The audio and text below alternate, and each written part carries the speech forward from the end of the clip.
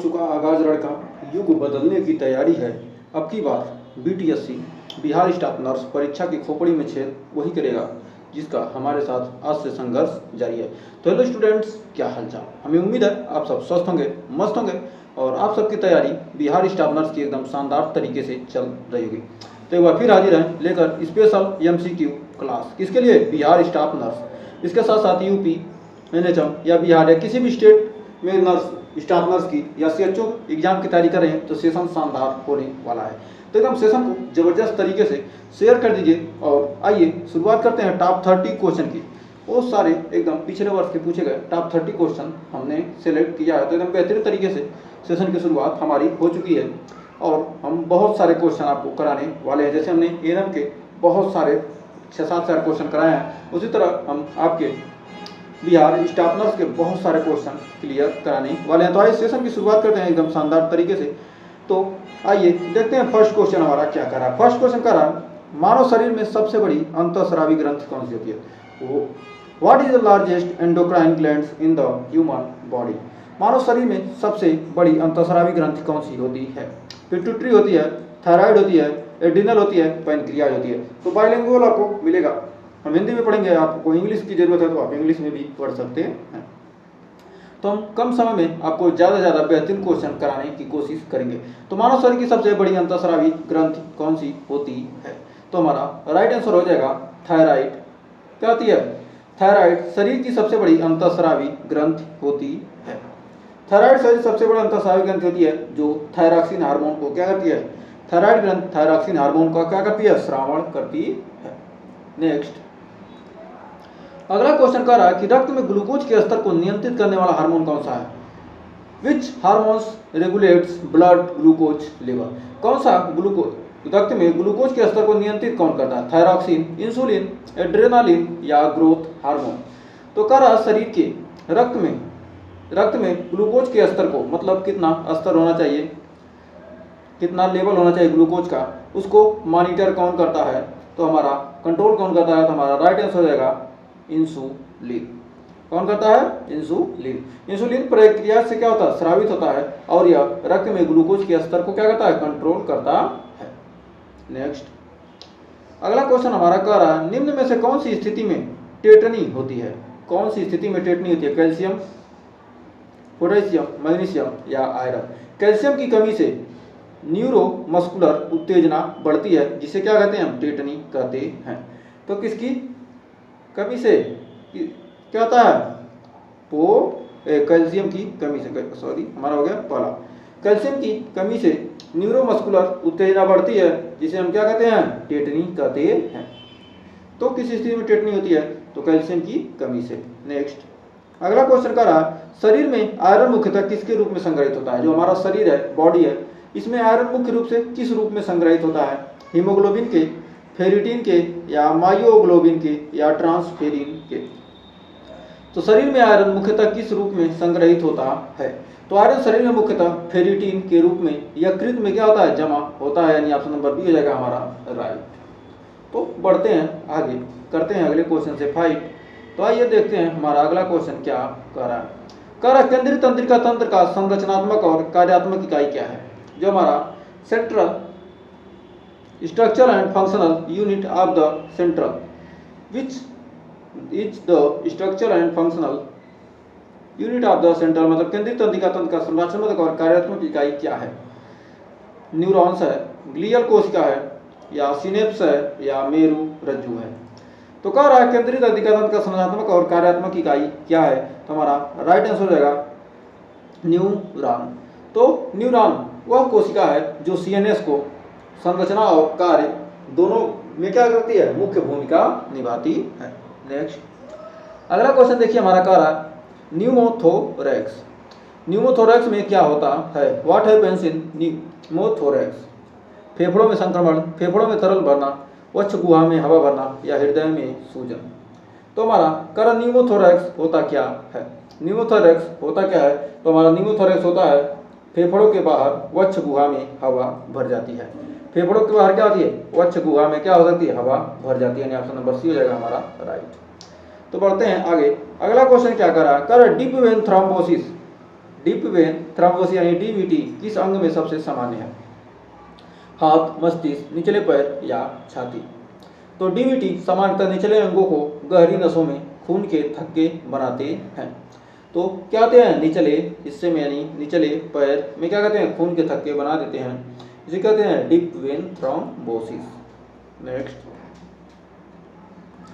अगला क्वेश्चन देखिए हमारा कह रहा है कि ब्रैडीकार्डिया किसे कहते हैं? तेज हृदय गति, धीमी हृदय गति, अनियमित हृदय गति या अस्थिर रक्तचाप?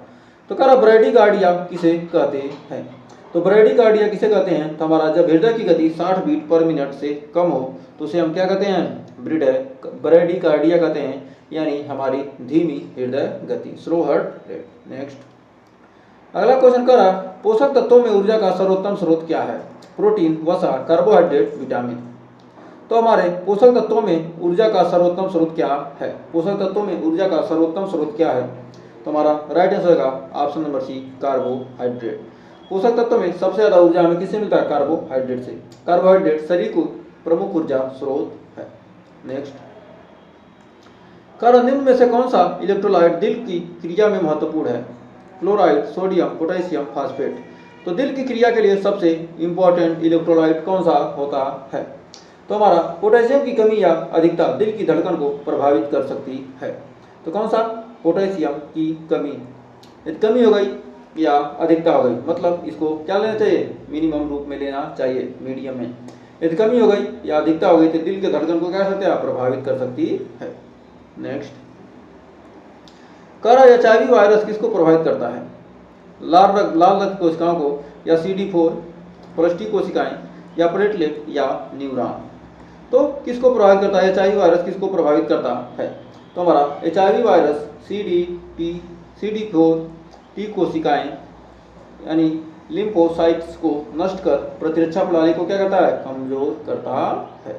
नेक्स्ट अगला क्वेश्चन देखिए क्या कर रहा है। नर्सिंग में यह सोप नोट्स का अर्थ क्या है? सब्जेक्टिव, ऑब्जेक्टिव, असेसमेंट प्लान या स्कैन, ऑब्जर्व, एक्ट, परफॉर्म या सेफ्टी, ऑर्डर, एक्शन, प्रोसीजर या सिचुएशन, ओपिनियन, एक्शन, प्लान? यदि आपने पिछले वीडियो को देखा है तो आपने इसका आंसर तुरंत दे दिया होगा। सोप का अर्थ होता है सब्जेक्टिव, ऑब्जेक्टिव, असेसमेंट, प्लान। यह डॉक्यूमेंट का तरीका है जो मरीज की स्थिति का क्या करता है? व्यवस्थित करने का व्यवस्थित आकलन देता है। नेक्स्ट अगला क्वेश्चन क्या कर रहा है? डीपीटी वैक्सीन किन रोगों से बचाती है? Diphtheria, polio, typhoid? Diphtheria, pertussis, tetanus? Pertussis, polio, tetanus या टिटनेस, टाइफाइड, डेंगू? तो हमारा डीपीटी का फुल फॉर्म आता है डिप्थीरिया, डी से डिप्थीरिया, पी से पर्टुसिस, टी से टिटनेस, यानी ऑप्शन नंबर बी हो जाएगा हमारा राइट। डीपीटी वैक्सीन क्या करता है? 3 रोगों से क्या करता है? हमारा सुरक्षा करता है, डिप्थीरिया, पर्टुसिस और टिटनेस से। नेक्स्ट फोलिक एसिड की कमी से कौन सी एनीमिया होती है? तो फोलिक एसिड की कमी से कौन सी एनीमिया होगा? आयरन डिफिशियंसी एनीमिया या एप्लास्टिक एनीमिया या मेगालोब्लास्टिक एनीमिया या सिकल सेल एनीमिया? तो फोलिक एसिड की कमी से कौन सी एनीमिया होती है? एनीमिया तो हमने 4 पढ़ लिया, कौन सी होती है? तो फोलिक एसिड की कमी से और विटामिन B12 की कमी से मेगालोब्लास्टिक एनीमिया होती है। तो किसके? फोलिक एसिड और विटामिन B12 की कमी से कौन सा होता है? मेगालोब्लास्टिक एनीमिया होती है। तो बढ़ते हैं आगे। गंभीर निर्जलीकरण में कौन सा IV फ्लूइड प्राथमिक रूप से दिया जाता है? 5% डेक्सट्रोस या नॉर्मल सैलाइन या रिगर लैक्टेट या डेक्सट्रोस नॉर्मल सैलाइन? तो गंभीर निर्जलीकरण में कौन सा IV फ्लूइड दिया प्राथमिक रूप से दिया जाता है? तो हमारा हो जाएगा option number C, Ringer lactate. Ringer lactate का उपयोग गंभीर डिहाइड्रेशन और शॉक में किया जाता है। तो उम्मीद है आपको सेशन पसंद आ रहा है। सेशन आ रहा पसंद तो जल्दी से वीडियो को कर दीजिए लाइक, शेयर और चैनल को सब्सक्राइब करके वीडियो को ज़्यादा से ज़्यादा शेयर कर दीजिए और हमारे साथ जुड़ जाइए, क्योंकि हम एग्जाम तक एकदम एग्जाम को फोड़ने वाले क्वेश्चन ही कराएंगे। जो आपके एग्जाम में छपने वाले क्वेश्चन हैं यहीं से क्वेश्चन आएगा, पढ़ लो चाहे जहाँ से क्वेश्चन आएगा यहाँ से। तो आइए बढ़ते हैं आगे, क्योंकि हम सीधी बात नो बकवास एकदम करते हैं। ECG में P वेव किसे दर्शाती है? What does the P wave represented in ECG? Ventricular depolarisation, या एट्रियल डिपोलराइजेशन या वेंट्रिकुलर रीपोलराइजेशन या कार्डियक आइसोलेशन। तो क्या कह रहा है ईसीजी में पी वेव किसे दर्शाती है? तो ईसीजी में पी वेव किसे दर्शाती है? तो हमारा राइट आंसर हो जाएगा option number B, atrial depolarisation. कह रहा पी वेव हृदय के एट्रियल डिपोलराइजेशन को क्या करती है? प्रदर्शित करती है, जो आर्ट्रियल कंसंट्रेशन को क्या करता है? इंगित करता है, यानी रिप्रेजेंट करता है। तो बढ़ते हैं आगे। अगला क्वेश्चन कह रहा है RH-डी इम्यून ग्लोबुलिन कब दिया जाता है? RH पॉजिटिव गर्भवती को या RH निगेटिव गर्भवती को और RH पॉजिटिव भ्रूण होने पर। RH पॉजिटिव गर्भवती को जब क्या हो? भ्रूण RH पॉजिटिव हो, या सभी गर्भवती महिलाओं को या पुरुष रक्तदाताओं को। तो कह रहा RH-डी इम्यून ग्लोबुलिन कब दिया जाता है? तो RH-डी इम्यून ग्लोबुलिन कब दिया जाता है? हमारा जब RH पॉजिटिव क्या हो? RH निगेटिव महिला को जब क्या हो? उसके साथ RH पॉजिटिव भ्रूण से इम्यून प्रतिक्रिया रोकने के लिए RH-LG दिया जाता है। तो हमारा राइट आंसर हो जाएगा ऑप्शन नंबर बी। नेक्स्ट, तो बढ़ते हैं अगले क्वेश्चन की तरफ। तो अगला क्वेश्चन कर रहा है ऑटोक्लेव में नसबंदी के लिए न्यूनतम तापमान कितना होता है? 100 डिग्री सेल्सियस, 115, 121 या 130 डिग्री सेल्सियस। तो कह रहा है ऑटोक्लेव में नसबंदी के लिए न्यूनतम तापमान कितना होता है? तो 121 डिग्री सेल्सियस पर 15 psi दबाव और 15 से 20 मिनट तक नसबंदी की जाती है। तो राइट आंसर हमारा हो जाएगा क्या? 121 डिग्री सेल्सियस, यानी ऑप्शन नंबर सी। तो बढ़ते हैं आगे। तो अगला क्वेश्चन देखिए क्या कर रहा है। कह रहा है हेल्दी नवजात की पहली सांस कब आती है? जन्म से पहले, जन्म के तुरंत बाद, 5 मिनट में बाद या गर्भ में। तो हेल्दी नवजात की पहली सांस कब आती है? तो हमारा जन्म लेते ही, हवा के संपर्क में आते ही पहला सांस क्या होता है? श्वसन तंत्र शुरू करता है, यानी ऑप्शन नंबर बी हो जाएगा, जन्म के तुरंत बाद। तो कह रहा अगला क्वेश्चन हमारा कि मास्क, गाउन, ग्लव्स पहनने का सही क्रम क्या है? ग्लव्स, मास्क, गाउन, या गाउन, मास्क, ग्लव्स, या मास्क, गाउन, ग्लव्स, या ग्लव्स, गाउन, मास्क। मतलब सबसे पहले को पहनेंगे कौन? सीधा फंदा इसका क्वेश्चन पूछने का मतलब है कि पहले मास्क पहनेंगे कि गाउन पहनेंगे कि ग्लव्स पहनेंगे। तो इसका सही क्रम होता क्या है? तो आइए इसके सही क्रम को जानते हैं। संक्रमण रोकने के लिए हमें PPE किट पहनने का क्रम होता है गाउन, फिर मास्क, फिर ग्लव्स। तो पहले पहनेंगे क्या? गाउन पहनेंगे, उसके बाद मास्क लगाएंगे, उसके बाद तब जाकर हम ग्लव्स पहनेंगे। तो हमारा ऑप्शन नंबर बी हो जाएगा राइट। इस क्वेश्चन को रखिएगा हमेशा दिमाग में टाइप। नेक्स्ट, करा कौन सी दवा एंटी कोआगुलेट है? डायजेपाम, वारफारिन, या एमोक्सिलिन, या डोमपेरिडोन। तो कह रहा है कौन सी दवा एंटी कोआगुलेंट है? तो कौन सी दवा एंटी कोआगुलेंट है? तो हमारा राइट आंसर है option number B, warfarin. Warfarin खून को पतला कर थ्रोम्बोसिस की संभावना को क्या कर देता है? कम कर देता है, मतलब खून जमने की, थक्का जमने की संभावना को कम कर देता है। नेक्स्ट, अगला क्वेश्चन कह रहा है आयरन इंजेक्शन देने का सुरक्षित तरीका क्या है? इंट्राडर्मल, या इंट्रावेनस, या जेड ट्रैक, इंट्रामस्कुलर, या सबक्यूटेनियस। अगर आयरन इंजेक्शन देने का सुरक्षित तरीका क्या है? तो आयरन इंजेक्शन देने का सबसे सुरक्षित तरीका है Z track, intramuscular. Z track intramuscular तकनीक से मांसपेशियों में दवा की रिसाव को क्या किया जाता है? रोका जाता है। नेक्स्ट, अगला क्वेश्चन देखिए क्या कर रहा है। कह रहा फोटोथेरेपी किस स्थिति के लिए दी जाती है? हाइपोग्लाइसीमिया, हाइपोकैल्सीमिया, या नियोनेटल जॉन्डिस, या हाइपोथर्मिया। तो कह रहा फोटोथेरेपी किस स्थिति के लिए दी जाती है? तो फोटोथेरेपी किस स्थिति के लिए दी जाती है? तो हमारा राइट आंसर रहेगा option number C, neonatal jaundice. कारण नवजात में बिलिरुबिन स्तर कम करने हेतु फोटोथेरेपी दी जाती है। नेक्स्ट, कह रहा नर्सिंग एथिक्स में कौन सा सिद्धांत मुख्य है? दया, गोपनीयता, सौंदर्य, या शक्ति। तो कह रहा नर्सिंग एथिक्स में कौन सा सिद्धांत मुख्य है? तो नर्सिंग एथिक्स में कौन सा सिद्धांत मुख्य है? तो हमारा राइट आंसर हो जाएगा ऑप्शन नंबर बी, गोपनीयता। कर मरीज की जानकारी को गोपनीय रखना नर्सिंग में क्या है? मूलभूत नैतिक कर्तव्य होता है। मतलब किसको क्या बीमारी है उसको गोपनीयता और मरीज की गोपनीयता रखना क्या होता है? नैतिक जिम्मेदारी होती है किसकी? नर्सिंग एथिक्स की।